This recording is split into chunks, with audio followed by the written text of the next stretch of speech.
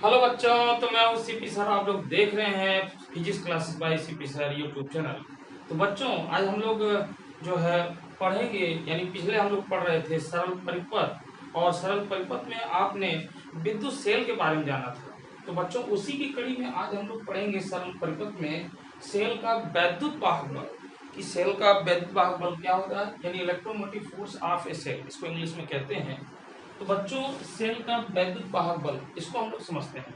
बच्चों देखिए, मैंने आपको पिछले वाले वीडियो में ये बताया था कि किसी सेल में आवेश को, यानी एक टर्मिनल से दूसरे टर्मिनल पर ले जाने के लिए, यानी चलाने के लिए पूरे सेल में, पूरे परिपथ में, यानी सेल के अंदर जो है आवेश को ऊर्जा दी जाती है, यानी आवेश पर कार्य किया जाता है। ठीक है। तो बच्चों, यहाँ पे देखिए, हम लोग देखते हैं कि जैसे आपका ये एक सेल है इस तरीके से, और यहाँ पर ये इलेक्ट्रोड लगा हुआ है बच्चों, ऐसे ये आपका इलेक्ट्रोड लगा हुआ है। ठीक है, ये और एक इलेक्ट्रोड यहाँ पर लगा हुआ है, ये। तो बच्चों, ये पूरा इस तरीके से सेल पैक होगा। ये दो इलेक्ट्रोड लगे हुए हैं, और इसमें ये जो है आपका वैद्युत अपघट्य पदार्थ भरा इस तरीके से। तो बच्चों, वैद्युत अपघट्य पदार्थ भरा हुआ है। ये टर्मिनल जो बच्चों है, ये क्या है, धनात्मक है यानी पॉजिटिव, और ये टर्मिनल क्या है, नेगेटिव है। तो बच्चों, यानी अगर यहाँ इस टर्मिनल से अगर कोई हम बाहर जो नहीं एक लोड लगाएं, यानी प्रतिरोध जोड़ें, तो यहाँ पर प्रतिरोध के रूप में यहाँ पर एक बल्ब को जोड़ देते हैं बच्चों। तो जैसे बैटरी सेल है, और इस सेल से इसके दोनों टर्मिनल को जोड़ दिए तो ये बल्ब जलने लगेगा, यानी यह अपनी ऊर्जा की खपत कर रहा है। तो बच्चों, यहाँ पर क्या होता है कि अगर इसको आवेश जो चलता है, यानी प्लस क्यू आवेश, तो इस टर्मिनल से यहाँ से स्टार्ट करते हैं बच्चों। तो ये आवेश इससे होता हुआ, इसके प्रतिरोध में से गुजरता हुआ इस तरीके से आता है यहाँ पर रेड टर्मिनल, और इससे होता हुआ बच्चों यहाँ से ये रेड टर्मिनल से होता हुआ फिर से यहाँ पर पहुँच जाता है यहाँ तक। तो यानी यहाँ से इस तरीके से गुजरता हुआ, ऐसे आता हुआ, इससे आता हुआ, यहाँ से पहुँचता हुआ, फिर से यहाँ पर पहुँच जाता है। तो ये एक पूरा चक्कर लगा लेता है, यानी किसी सेल में बाह्य परिपथ और अंदर सेल के अंदर परिपथ में, आंतरिक परिपथ में जो है कि आवेश गुजरता हुआ जो है कि एक टर्मिनल का पूरा चक्कर लगा लेता है, यानी एक टर्मिनल धनात्मक सिरे से होता हुआ उस बिंदु पर पहुंच जाता है, यानी एक बिंदु से उसी बिंदु पर, मूल बिंदु पर, यहाँ तक, यहाँ नहीं लेंगे, यहाँ लेंगे। तो इस एक चक्कर में एकांक आवेश को दी गई ऊर्जा जो है विद्युत वाहक जो है आपका सेल का वैद्युत वाहक बल कहलाता है। बात समझ आ गई बच्चों?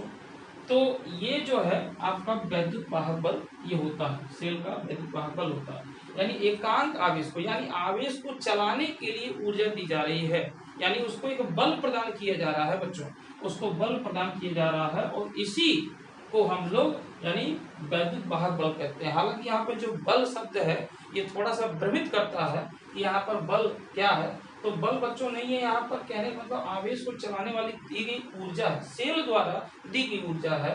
तो यानी एकांक आवेश को इसके एक परिपथ के पूरे एक चक्कर लगाने में जो है दी जाती है। तो इसी को हम लोग कहते हैं सेल का विद्युत वाहक बल। तो पहले इसको लिख लेते हैं, फिर इसको और समझते हैं बच्चों।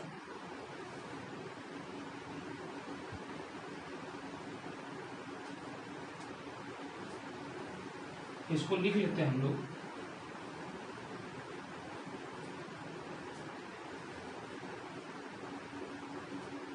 तो बच्चों, इसको कैसे लिखेंगे, इसकी डिफिनीशन, किसी सेल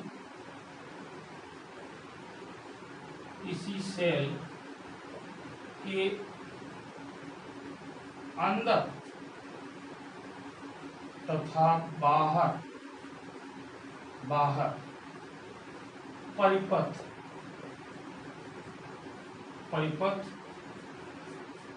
में सेल सहित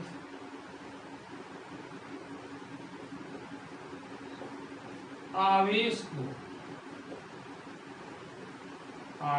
को चलाने के लिए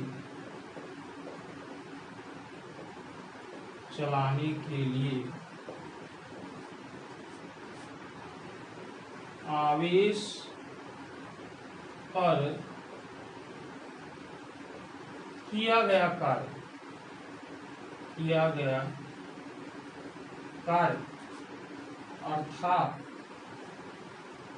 अर्थात तो बच्चों आवेश पर किया गया कार्य, और कार्य क्या होगा? वही ऊर्जा। कार्य का मतलब ऊर्जा, अर्थात आवेश को दी गई ऊर्जा, आवेश को दी गई सेल द्वारा ऊर्जा,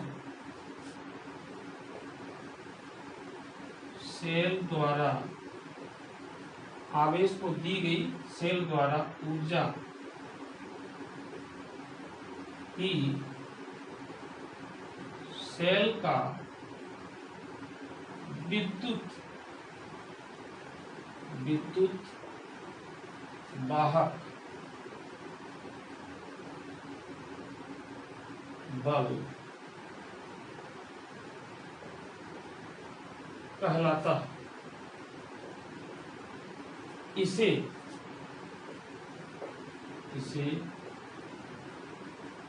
प्रायः कैपिटल ई या ऐसे बच्चों एप्सिलॉन, यानी इसको ऐसे ई या एप्सिलॉन, इसको एप्सिलॉन बोलते हैं, एप्सिलॉन से प्रदर्शित करते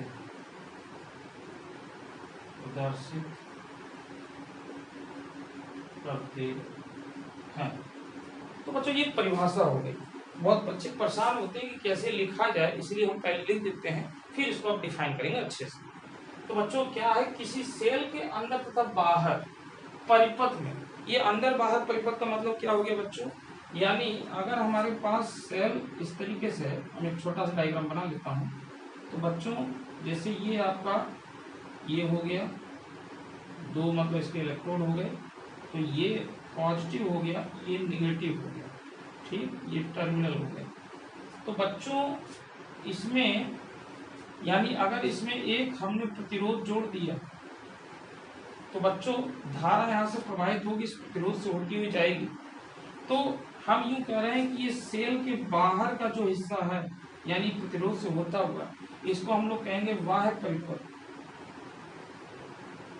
इसको हम लोग कहेंगे बाह्य परिपथ। और बच्चों ये सेल के अंदर यानी जो विद्युत अपघट्य भरा हुआ है, तो ये वाला जो होगा आंतरिक परिपथ,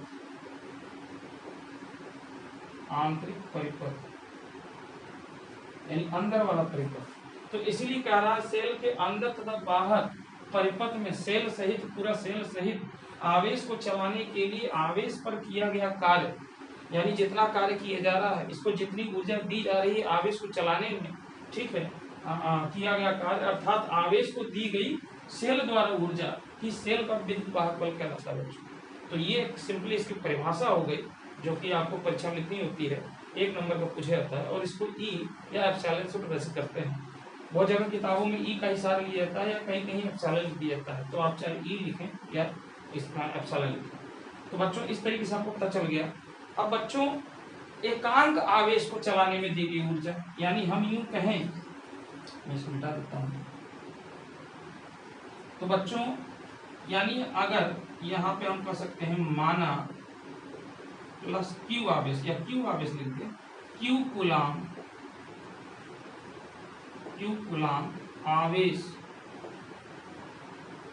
आवेश को दिया गया ऊर्जा, अब पूरा नहीं लिखेंगे हम, ये परिपथ को चलाने के लिए क्यू कुलाम को आवेश को दिया गया ऊर्जा, ये डब्ल्यू है हमारा। तो बच्चों एकांक आवेश को क्या हो जाएगा, एकांक आवेश को दी गई ऊर्जा,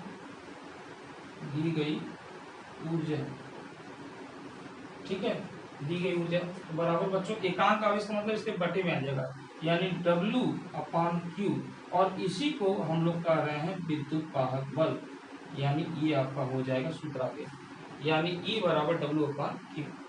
तो बच्चों इसकी परिभाषा को हम ऐसे भी कह सकते हैं एक आसान भाषा में कि किसी सेल में उसके बाह्य तथा आंतरिक परिपथ में धन टर्मिनल के एक पॉइंट से किसी एकांक आवेश को परिपथ का पूर्ण परिपथ मतलब आंतरिक और बाह्य परिपथ, उसको पूर्ण परिपथ बोलेंगे। पूर्ण परिपथ का एक चक्कर लगाने में सेल द्वारा आवेश को दी गई ऊर्जा जो है सेल का विद्युत वाहक बल कहलाता है। ये आसान परिभाषा रहेगी, तो इस परिभाषा को भी हम लोग लिखते हैं।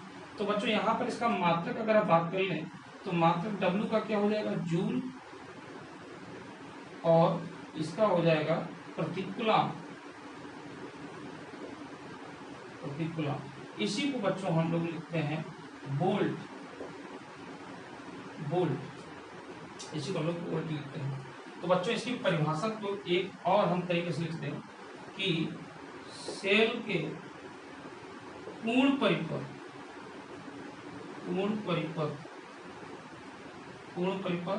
और यहाँ ब्रैकेट में लिखें वाह्य परिपथ तथा आंतरिक परिपथ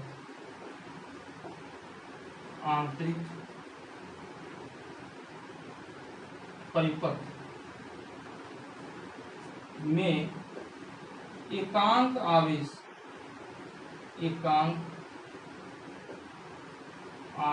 को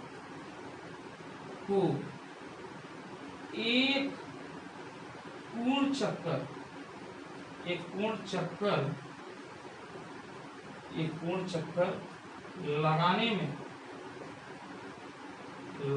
में आवेश को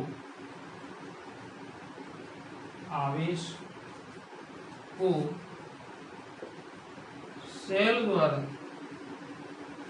द्वारा दी गई ऊर्जा सेल का विद्युत वाहक बल कहलाता है।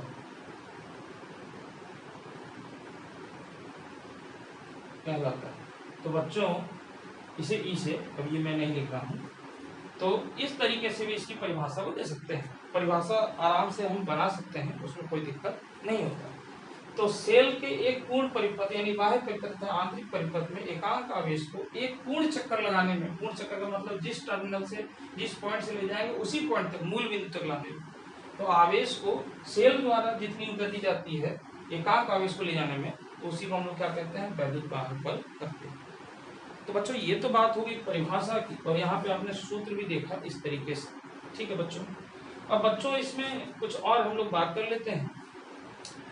तो बच्चों जैसे कि सेल है, तो जब सेल आप देखते हैं कि ये सेल जो है, अगर हमारे पास एक छोटा सा सेल इस तरीके से है, तो इसका ये पॉजिटिव सिरा और ये नेगेटिव सिरा एक मान लेते हैं सेल है, और इससे एक दो तार ले करके इस तरीके से यहाँ हम एक बल्ब जोड़ देते हैं, तो ये बल्ब जलने लग जाएगा। ठीक, ये बल्ब जलने लग जाएगा बच्चों। तो इस कंडीशन में बच्चों हम कहेंगे कि जो सेल है ये एक खर्च हो रहा है, ठीक है, यानी ये निरावेशित हो रहा है। तो बच्चों इसमें जो है धारा आपकी सेल के अंदर परिपथ में ऋण टर्मिनल से धन टर्मिनल की ओर जब जाती है तो सेल निरावेशित हो जाता है, और निरावेशित होता है उस कंडीशन में जो ई है विद्युत वाहक बल, उसको धनात्मक लिया जाता है। और जब सेल के अंदर धन टर्मिनल से ऋण टर्मिनल की ओर धारा बहती है तो उस समय सेल आवेशित हो रहा होता है, यानी वो चार्ज हो रहा होता है। तो उस समय विद्युत बल का मान जो है वो आपका ये मतलब इसमें धनात्मक लेंगे और उसमें ऋणात्मक लेंगे, यानी जब निरावेशित होगा तो वहाँ पर धनात्मक लेंगे और यहाँ पर ऋणात्मक लेंगे। तो इसको समझते हैं बच्चों, ये मेरे ख्याल से आपने नोट कर लिया होगा, यहीं पे मैं बना देता हूँ। तो जैसे कि बच्चों यहाँ पर देखिए ये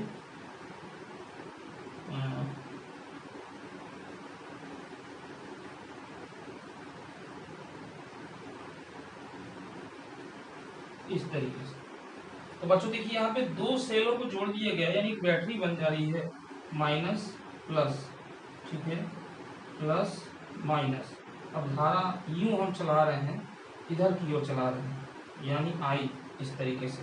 तो बच्चों अगर ये E1 है और ये E2 है, तो बच्चों यहाँ पर देखिए इसकी जो धारा है वो ऋण टर्मिनल से धन टर्मिनल की ओर जा रही है, यानी धारा इस तरीके से बह रही है।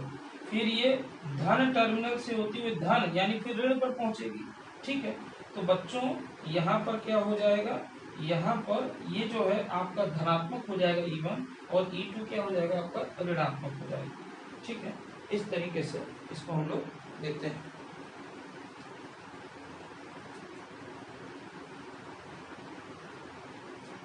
ठीक, तो इस तरीके से लेते हैं बच्चों। अब अगर मान लेते हैं बच्चों इसी को अगर हम पलट दें, इसी में पलट दें, यानी ये छोटा कर दें और ये बड़ा कर दें, तो यहाँ पर बच्चों देखिए ऋण से धन की ओर चला, ऋण से धन की ओर चला, तो ये आपका धनात्मक हो जाएगा। फिर यहाँ से होते हुए फिर धारा धन से ये ऋण होती हुई, मतलब यहाँ से पूरा देखेंगे तो ये ऋण से फिर धन आ रहा, तो ये भी धनात्मक हो जाएगा। तो बच्चों इसका जो होगा कुल विद्युत वाहक बल क्या करेंगे, इसको जोड़ देंगे E1 प्लस E2, ये धनात्मक की कंडीशन में आ जाएगा, ठीक है बच्चों। अब इसी तरीके से बच्चों अगर ये ऐसे हो जाए, यानी ऐसे और ऐसे, यानी अब की बार हमने ऐसे कर दिया और धारा को यूं ही चला रहे हैं, यूं ही चला रहे हैं बच्चों, ठीक है, ऐसे। तो यहाँ पर देखें बच्चों क्या हो जाएगा, ये माइनस, ये प्लस, ये प्लस, ये माइनस। तो धारा आपकी यूं चल रही है तो ऋण से धन की ओर चल रही है, ऋण से धन की ओर चल रही है। इसको E1 हम कह रहे हैं और इसको E2 कह रहे हैं, ठीक है। और यहाँ बच्चों ये धन से होते हुए ऋण की ओर चल रही है, तो यानी ये नेगेटिव हो जाएगा, यानी इस पॉइंट से इस पॉइंट को देखो, धन से ऋण की ओर चल रही है। तो जो इसका जो हो जाएगा बच्चों, ये क्या हो जाएगा, E बराबर E1 minus E2, E1 minus E2। तो बच्चों ये ऋण से धन की ओर चला तो ये धनात्मक हो गया, फिर यहाँ से धारा होते हुए इस धन टर्मिनल से ऋण की ओर जाएगा, यानी उल्टा हो जाएगा, तो ये नेगेटिव हो जाएगा बच्चों। इसी तरीके से एक और बना लें, तो इसमें अब क्या करें हम, इसमें क्या करें, ये इस तरीके से, एक मिनट इसमें से देखें,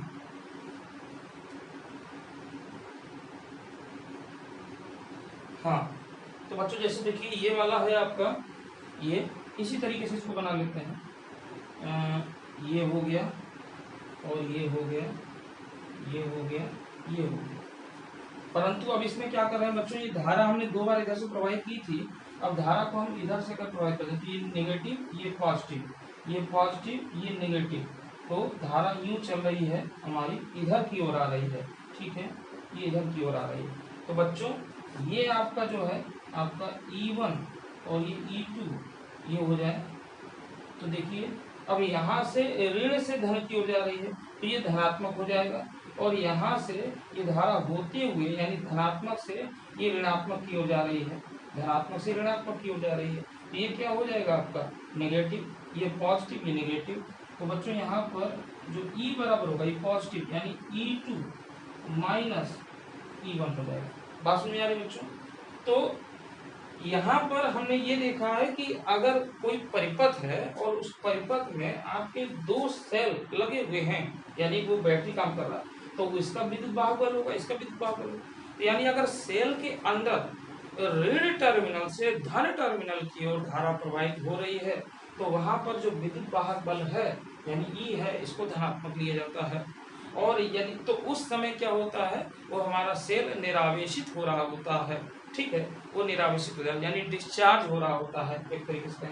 और दूसरी ओर सेल के अंदर अगर आपका धन टर्मिनल से ऋण टर्मिनल की ओर अगर धारा बह रही है तो उस समय वो आवेशित होता है यानी चार्ज होता है। तो उस कंडीशन में जो ई का मान है वो क्या होता है, उसको ऋणात्मक लिया जाता है। ये बहुत इंपॉर्टेंट बात है बच्चों, क्योंकि सवाल लगाने में बहुत इंपॉर्टेंट आएगा। जब सवाल लगते हैं और इस तरीके से जोड़ा जाता है परिपथ में, तो वहां पर हमको ये देखना होता है कि हम कौन सा विद्युत वाहक बल को धनात्मक लेंगे, कौन से ऋणात्मक लेंगे, और इसका जो है कि कुल विद्युत वाहक बल को कैसे निकालेंगे, घटाएंगे या जोड़ेंगे, वहां पर ये देखना होता है। तो ये हमें जानकारी होनी चाहिए। तो बच्चों एक बार स्क्रीनशॉट ले लीजिए, फिर मैं इसके बारे में यहाँ पे नोट करा देता हूँ।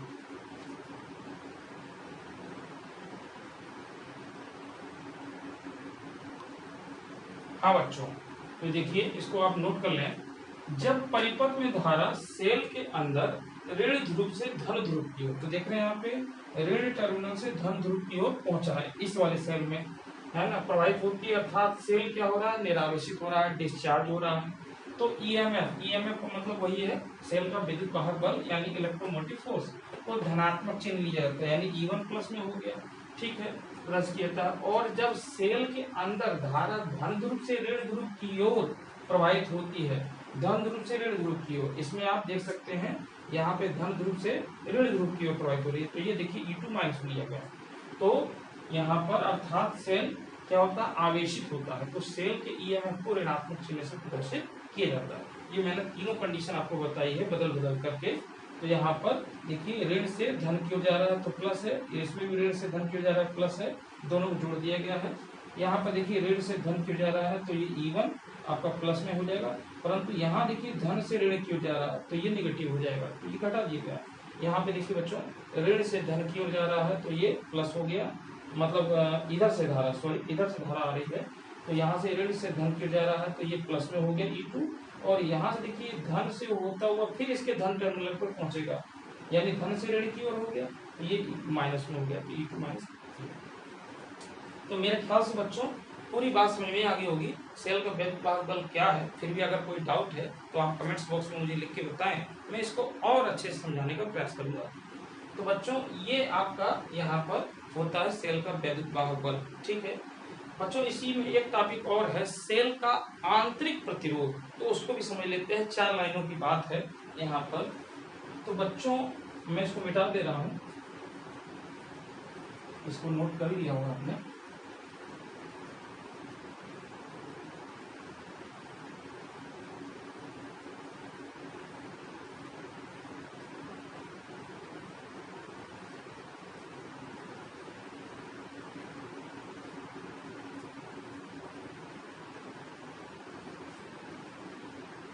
तो बच्चों अगला जो टॉपिक है वो है सेल का आंतरिक प्रतिरोध। तो बच्चों इसको समझ लेते हैं।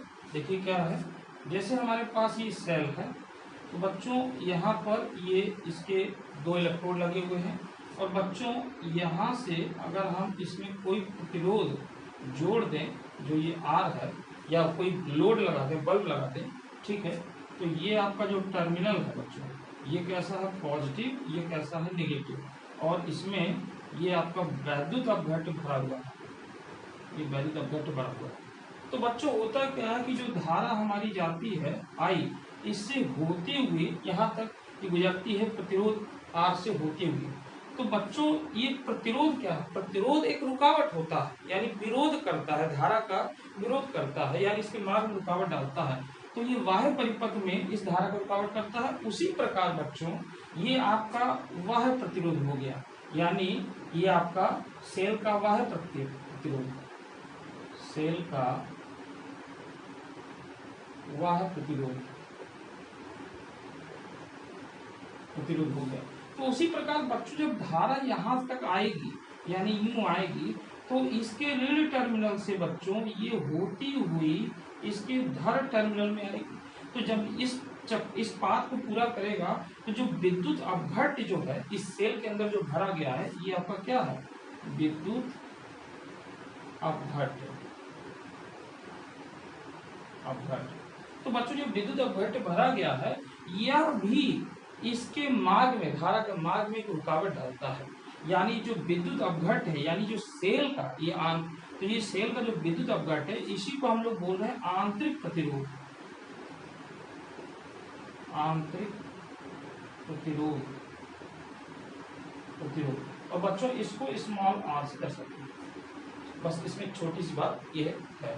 तो इसकी डिफिनीशन हम ये लिखेंगे कि जब किसी सेल में धारा जो है बाह्य परिपथ से होते हुए सेल के अंदर विद्युत अपघट्ट से गुजरता हुआ दूसरे इलेक्ट्रोड पर पहुंचता है, यानी तो विद्युत अपघट्ट धारा के मार्ग में एक अवरोध उत्पन्न करता है या एक रुकावट उत्पन्न करता है, वह विद्युत अपघट्ट द्वारा डाले गए धारा के मार्ग में उत्पन्न अवरोध ही सेल का आंतरिक प्रतिरोध कहलाता है। तो इसको आप अपने से भी लिख सकते हैं। फिर से सुन लें, यानी किसी सेल में विद्युत अपघट्ट द्वारा धारा के मार्ग में डाले गए अवरोध या उत्पन्न किए गए रुकावट को हम सेल का आंतरिक प्रतिरोध कहते हैं। बस यही दो लाइनें आप अपने से लिख सकते हैं। ठीक है, तो बच्चों आज की वीडियो में इतना ही। सेल का आंतरिक प्रतिरोध और सबसे बड़ी बात, सेल का वैद्युत वाहक बल हमने समझा और उसकी परिभाषा लिखी और उसके सूत्र भी हमने देखा। ठीक है, तो अगली वीडियो में हम लोग इसमें जो है कि टर्मिनल विभवांतर और सेल के विद्युत वाहक बल को जानेंगे और इसमें एक संबंध स्थापित करेंगे और भी कई चीजें इसमें हम लोग देखेंगे। तो बच्चों ये आपको वीडियो कैसा लग रहा है? अगर अच्छा लग रहा है, समझ में आ रहा है, तो कमेंट्स बॉक्स में कमेंट्स लिखकर बताएं और इस वीडियो को ज़्यादा से ज़्यादा लाइक करें, शेयर करें और अन्य बच्चों तक पहुंचाएं। तो बच्चों आज की वीडियो में इतना ही। बने रहिए मेरी वीडियो पर लगातार, फिर हम लोग अपनी नई वीडियो में मिलेंगे। तब तक के लिए धन्यवाद।